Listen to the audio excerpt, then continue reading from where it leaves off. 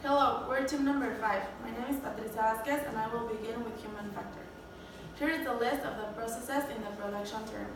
The currency we'll be using is Mexican pesos, and the total time per batch is 23.5 hours, in which 33,600 macarons are produced. Here is the list of the recommended personnel to this project. Here are the bonuses included in the personal French benefit calculations. Here is a personal French benefit cost table specifying each wage and percentage needed to cover this export plan. Here is the first year cost table of the personal French benefit. And here is a list of the production items differentiated between fixed and variable cost. And here is the first year fixed and variable cost table. Next, Jenny Vasquez.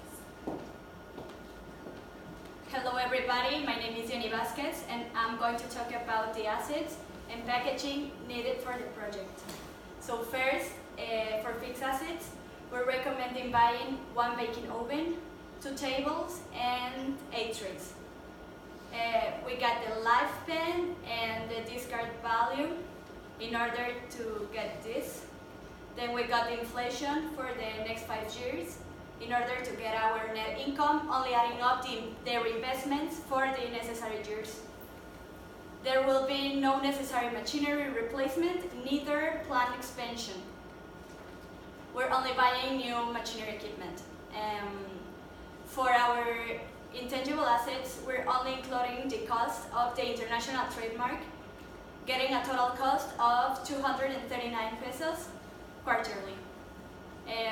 Here you can see the first year cost table, and here is the packaging needed for our project, and here is the table showing the cubic meters needed for the batch, and here's the cost of packaging, and here's the total cost for packaging for the first year. Thank you. With you, Oscar Sanchez.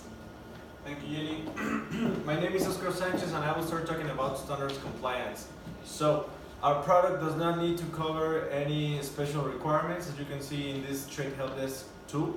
There are no mandatory labels. However, some voluntary marks on labels applies, for example, green dot, which is for recyclable plastics. Now it has an estimated cost of 17 euros per ton, and for our batch weight it will be an approximate cost of 0.006 euros. So for the supply chain standards, we will be using AEO, which is Authorized Economic Operator. Here you can see the criteria. And according to Vartan Compliance Consultancy, we have an estimated cost of 138 euros. Now here you can see in this table the total annual cost for standards requirements. Now for calculating the forex, we are going to use the euro, which is the currency of Germany. We have here an example of the spot change. And this is the formula we're going to be using to calculate the forward. So in this table you can see the foreign and domestic rates, which are from 2019 to 2023.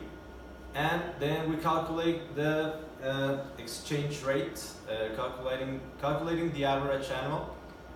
Then we gather all the data, we remind the formula, and after applying the proper calculations, we got to these results, which are the forward exchange rate and the forward cost. And finally, after applying our cost of goods, we can see the forward cost. So for the letter of credit, the macaron does not have any expertise in international trades. So here you can see the relevant terms and conditions for the letter of credit. Here you can see Santander rates and tariffs for the letter of credit, as well as Deutsche Bank. And now here you can see the rates. We have a total cost of 2,388 euros. Next, Pati Cuesta. Thank you. Now I'm going to explain, my name is Pati Cuesta, I'm going to explain the costing. First, here we find the Incoterm rule we are establishing, which is DDP, Delivered Duty Paid, which is the one we negotiated with our distributor in Germany, which is called Andupes. We found it in TradeMap, and here is the data. Now we are showing the chart which explains the obligations for the seller and the buyer in this Incoterm. DDP, delivered duty paid. It established the different risks, costs, and insurance paid by either the seller or the buyer. Finally, we find the costing table. In here, we explain the different costs from the ex-works Incoterm, passing through free carrier, cost insurance paid to, deliver at terminal, deliver at place, and finally delivered duty paid. Explaining the unitary costs in Mexican pesos, quantity, total costs in Mexican pesos, the currency euros, total unitary costs, the quantity, and the total cost in euros. For our delivered duty paid with the letter of credit final calculation, we find a unitary cost in Mexican pesos of 8.68 and a unitary cost in euros of 190.75. Now we can find our quotations for these calculations in the chart. Next, Jaime Fandino. Hello, my name is Jaime Fandino and I'm going to explain the pricing method. Okay, for the calculation of the pricing, first we have to take the competitor's pricing on trademark, but it was on tons and our product is on grams. So we need to take the conversion by multiplying 15 grams each unit plus the batch and then subtracting with the forex exchange rate of the US dollars per ton to the Mexican pesos, and with that conversion you can see here how we get to the 8.5 pesos. Now here in the table you can explain how you make all these calculations and comparing with the CIF cost, taking all the calculation to put the final price. This is the sources we need for the forex and also from the trademark. The relevant clauses of the contracts. This is showing the list of all the relevant clauses we need.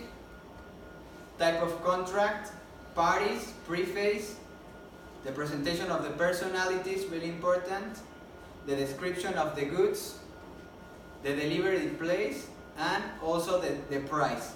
The price is in units and also on the currency and all we need. With you, Rafael Vasquez. Thank you. My name is Rafael Vasquez. Okay, for the payment terms, as we established earlier, we will be using a irrevocable letter of credit. This shall be notified by the issuing bank 20 days before the delivery date. The issuing bank will be the Dutch bank and the receiving bank, who will be the Santander Bank. Okay, here we can see other parts of the time payment. Here are all the documents that the seller must present to the issuing bank and the number of copies, as well as the one of the Incoterms. This is when the buyer doesn't fulfill the need to pay at the agreed time. He will be granting a 10 days period with a 15% amount to the penalization. This will be when the seller doesn't fulfill the time to deliver the goods. These are all the clauses that establish lack of conformity from the part of the buyer, basically. They are all for the sellers, mainly. This is transfer of property. This establishes involvement of third parties from the part of the buyer. This is all the clauses that establish where you can say avoidance of contract. This avoidance of contract also shall be to any of these main breaches of contract.